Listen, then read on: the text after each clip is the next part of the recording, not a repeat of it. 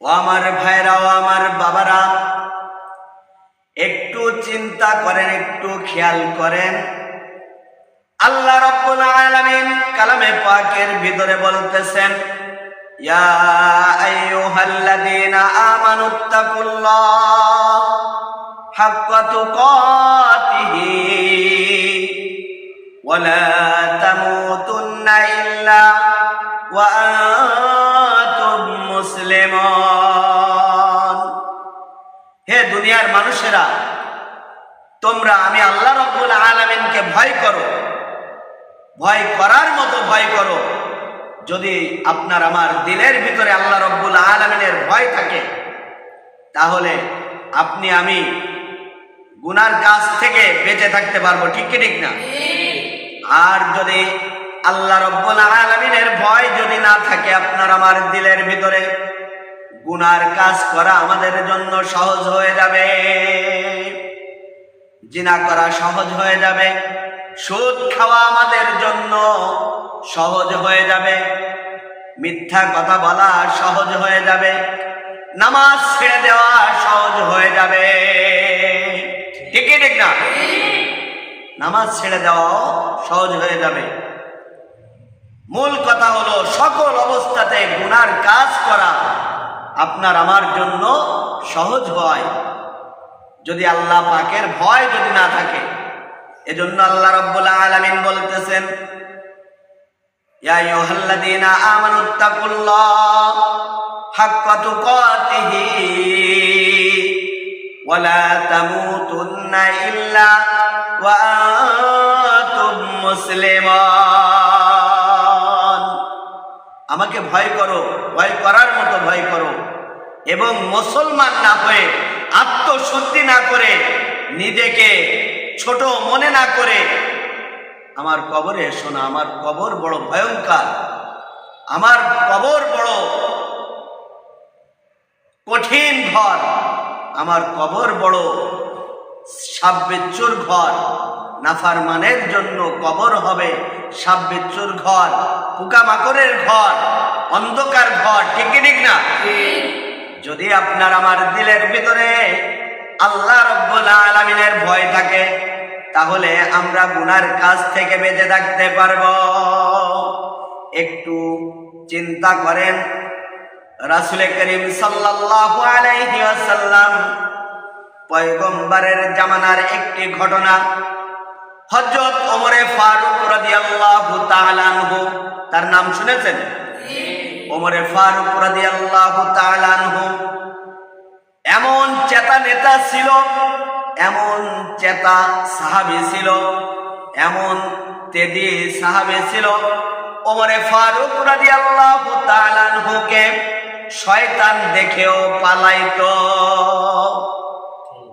ওমরে ফারুক রাদিয়াল্লাহু তাআলা আনহু রাস্তাতে হাঁটতেছে, শয়তান ও হাঁটতেছে, হাঁটা দেখে শয়তান হাঁটতেছে, ওমরে ফারুক রাদিয়াল্লাহু তাআলা আনহুর সামনাসামনি হয়েছে। হওয়ার সঙ্গে সঙ্গে শয়তান অন্য রাস্তায় উল্টা দৌড় দিছে। উল্টা কি করেছে? দৌড় দিছে। কারণ শয়তানও ওমরকে ভয় পাইত। এই ওমরে ফারুক রাদিয়াল্লাহু তাআলা আনহু একদিন রাসূল করিম সাল্লাল্লাহু আলাইহি ওয়াসাল্লাম পয়গম্বরের দরবারে যাইতেছে। যাওয়ার পথে পথিমধ্যে এক যুবকের সঙ্গে ওমরে ফারুক রাদিয়াল্লাহু তাআলা আনহুর সাক্ষাৎ হয়ে গেল। এই পথিমধ্যে সাক্ষাৎ হওয়ার পরে ওমরে ফারুক রাদিয়াল্লাহু তাআলা আনহু দেখতেছে যুবকটা হাউমাউ করে কাঁদতেছে, আর মাটিতে দুই হাত দিয়ে মাটিতে থাবাইতেছে, মাথা মাটিতে বাড়াইতেছে, হাত পা দাবাইতেছে, আর হাউমাউ করে কাঁদতেছে। ওমরে ফারুক রাদিয়াল্লাহু তাআলা আনহু যুবককে দেখে বলতেছে, ভাইরে তোমার কি হয়েছে? তুমি এইভাবে হাউমাউ করে কাঁদতেছো, কারণটা কি? কি বলতেছে? কারণ কি? তুমি এইভাবে হাউমাউ করে কাঁদতেছো, কারণ কি? যুবক বলতেছে, ভাইরে, ও ভাই, আমি তো বড় গুনাহ করেছি, আমি বড় গুনাহ করেছি, আমার গুনাহ আল্লাহ রাব্বুল আলামিন মাফ করবে কি জানি না। আমি বড় গুনাহগার, আমি বড় গুনাহগার, আমি বড় গুনাহ করেছি। ওমরে ফারুক রাদিয়াল্লাহু তাআলা আনহু বলতেছে, ভাইরে তুমি কি গুনাহ করেছো? তুমি কি মিথ্যা কথা বলেছো? বলে না না। তাহলে কি গুনাহ করেছো? বলতেছে, তুমি কি আল্লাহ পাকের সঙ্গে শিরক করেছো? কয় না না, আমি শিরক করি নাই। তাহলে তুমি কি নেশা করেছো? বলে না না, আমি নেশাও করি নাই। তাহলে কি গুনাহ করেছো? তুমি কি কাউকে হত্যা করেছো? বলতেছে না, আমি কাউকে হত্যা করি নাই। তাহলে কি গুনাহ করেছো? কয় আমি অনেক বড় গুনাহ করেছি। কেমন গুনাহ? বলতেছে অনেক বড় গুনাহ। তখন ওমরে ফারুক রাদিয়াল্লাহু তাআলা আনহুকে কোন অবস্থাতে যুবক স্বীকার করল না। ওমরে ফারুক রাদিয়াল্লাহু তাআলা আনহু যুবকের ওই কথাগুলো শুনে ওমর আল্লাহর হাবিব সাল্লাল্লাহু আলাইহি ওয়াসাল্লাম পয়গম্বরের দরবারে চলে গেলেন। পয়গম্বরের দরবারে যাওয়ার পরে পয়গম্বরকে, আল্লাহর হাবিবকে ওমর বলতেছে, ইয়া রাসূলুল্লাহ, ইয়া হাবিবাল্লাহ, আমি আপনার দরবারে আসতে আমার দেরি হয়েছে এই কারণে। কারণটা হলো পথিমধ্যে এক যুবক হাউমাউ করে কাঁদতেছে। এই কাঁদা দেখে আমি ব্যক্তির কাছে জিজ্ঞাসা করলাম, ভাইরে আপনি কি জন্য কাঁদতেছেন, কি হয়েছে? যুবক কিছুই বলে না, খালি বলে আমি গুনাহগার, আমি গুনাহ করেছি, আমি নাফরমান। এই কথা বলতেছে। আল্লাহর হাবিব সাল্লাল্লাহু আলাইহি ওয়াসাল্লাম, দয়ার নবী, মায়ের নবী পয়গম্বর ওমরকে বলতেছে, যাও ওমর, ওই যুবককে আমার কাছে নিয়ে আসো। যুবককে আমার কাছে নিয়ে চলে আসো। যুবককে ওমরে ফারুক রাদিয়াল্লাহু তাআলা আনহু ওই পথের মধ্যে খুঁজে তাকে পেয়েছে। আল্লাহর হাবিব সাল্লাল্লাহু আলাইহি ওয়াসাল্লাম পয়গম্বরের কাছে নিয়ে চলে আসছে। আসার পরে পয়গম্বর আল্লাহর হাবিব যুবককে বলতেছে, যুবক রে, তোমার কি হয়েছে? তুমি এত হাউমাউ করে কাঁদতেছো, কারণটা কি? যুবক বলতেছে, ইয়া রাসূলুল্লাহ, আমি এত বড় গুনাহ করেছি, আমি এত বড় গুনাহ করেছি, আমাকে আল্লাহ রাব্বুল আলামিন ক্ষমা করবে না। আল্লাহর হাবিব পয়গম্বর বলতেছে, কি গুনাহ করেছো? তুমি কি আল্লাহর সঙ্গে শিরক করেছো নাকি? বলে না ইয়া রাসূলুল্লাহ, ইয়া হাবিবাল্লাহ, আমি আল্লাহ পাকের সঙ্গে শিরক করি নাই। তাহলে কি গুনাহ করেছো? তুমি কি মিথ্যা বলেছো? বলে না না, আমি মিথ্যা বলি নাই। আল্লাহ রাব্বুল আলামিনের হাবিব বলতেছে, তাহলে কি গুনাহ করেছো? তুমি কি কাউকে হত্যা করেছো নাকি? বলে না না, আমি হত্যা করি নাই। আমি এত গুনাহ করেছি, এত গুনাহ করেছি, পাহাড় সমান গুনাহ করেছি। তখন আল্লাহ রাব্বুল আলামিনের হাবিব বলতেছে, তোমার গুনাহ বড় নাকি আল্লাহ রাব্বুল আলামিনের দয়া বড়? যুবক বলতেছে, ইয়া রাসূলুল্লাহ, ইয়া হাবিবাল্লাহ, আমার গুনাহ বড়। আমি এত গুনাহ করেছি, আমি এত গুনাহ করেছি, আমাকে আল্লাহ রাব্বুল আলামিন ক্ষমা করবে না। তখন যুবককে আল্লাহর হাবিব বলতেছে, কি গুনাহ করেছো? কি বলতেছে? কি গুনাহ করেছো? যুবক বলতেছে, ইয়া রাসূলুল্লাহ, ইয়া হাবিবাল্লাহ, আমি এত গুনাহ করেছি, আমার বলতেও লজ্জা লাগতেছে। আল্লাহর হাবিব বলতেছে, ভয় নাই, লজ্জার কোনো কারণ নাই, তুমি কি গুনাহ করেছো বলো। যুবক বলতেছে, আল্লাহর হাবিব, আমি একজন চোর। কি? আমি একজন চোর, আমি একজন চোরা। এই মদিনার ভিতরে যত মুর্দা মারা যায়, যত মানুষ মারা যায়, মারা যাওয়ার পরে আমি কি করি জানেন? আল্লাহর হাবিব বলতেছে, কি করো? বলতেছে, মানুষ যখন মারা যায়, মারা যাওয়ার পরে তার গায়ের ভিতরে কাফনের কাপড় দিয়া যখন কবরের ভিতরে দাফন করে রেখে আসে, আমি রাতের বেলায় ওই কবরটা খনন করি, কবরটা খুঁচে তার গায়ের ভিতরে যে কাফনের কাপড় থাকে ওই কাফনের কাপড় আমি তার গায়ের ভিতর থেকে খুলে নিই। আমি তার গায়ের ভিতর থেকে কাফনের কাপড় খুলে নিয়ে ওটা নিয়ে আমি বাজারে বিক্রি করি। কি করি? বাজারে বিক্রি করি। বাজারে বিক্রি করে যে টাকা হয় ওই টাকা দ্বারা আমার সন্তানাদি আছে, আমার ছেলে মেয়ে আছে, আমার পরিবার আছে, আমার এই পরিবারের পিছনে এই কাফনের কাপড় বিক্রি করা টাকা আমি খরচ করি। আল্লাহর হাবিব বলতেছে, এটা করো তুমি? বলতেছে, হ্যাঁ এটা করি, এটা আমার কাজ, আমি একজন চোরা। তখন আল্লাহর হাবিব বলতেছে, এতটুকু? বলতেছে, ইয়া রাসূলুল্লাহ, ইয়া হাবিবাল্লাহ, আমি শুধু কাফনের কাপড় চুরি করে ক্ষান্ত দি নাই, আমি কি করেছি জানেন? গতকালকে এই মদিনার ভিতরে সব থেকে সুন্দরী একজন মহিলা, সুন্দরী একজন মেয়ে, অবিবাহিত একজন মেয়ে, কোরআনের হাফেজা ছিল।